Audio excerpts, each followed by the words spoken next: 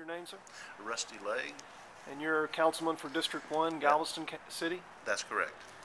You were present for all, I believe, 6 days of testimony in the Taurus Woods lawsuit? Actually, I think this went to the 7th day. Seventh day, I see. Yes. And after 7 days of testimony, could you give me your opinion on what you thought of the testimony thus far?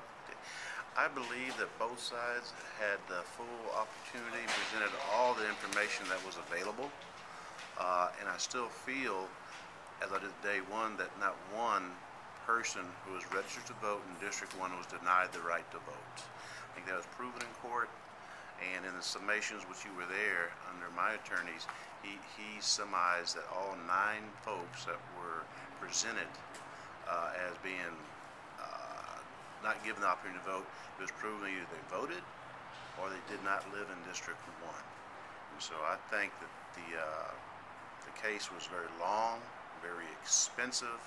I think it's a state law that needs to be changed because, of course, for those who don't know, we have to pay for it out of our own pocket, the city nor the county, which whom all the allegations were against, not one against me personally.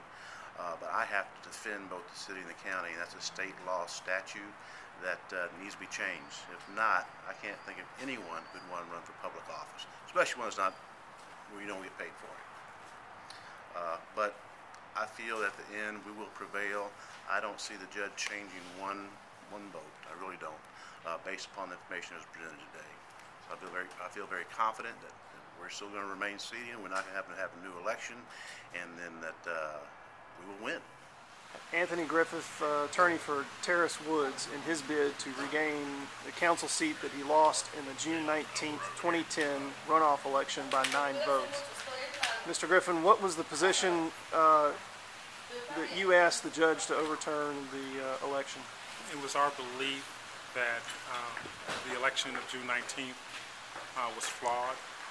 There were voters who complained immediately after the results, after they came from the polls, and they told Mr. Woods that they were either not allowed to vote or they received ballots for different districts in which they were residents of.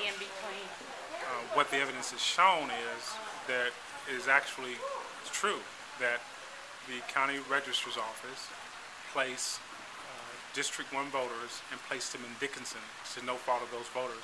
And I think the count is 23 voters. There were an additional, out of those 23, maybe 4 or 5 voters voted in 339 when they should have been Galveston voters instead of Dickinson. They took the Salvation Army, the homeless shelter, and there was some, and I don't remember the exact number of voters, 64 voters, and they placed those voters in District 3. And we thought that that's illegal also. Those should be District 1 voters. And there were also voters between Avenue 25th and 29th Street on Avenue L and K. And those voters were placed in District 2, and they should have been District 1 voters. And so we thought that that violated the tenor of the law, and voters, a true count of the vote has not taken place. And we asked the judge for either to declare Mr. Woods the winner or to declare a new election.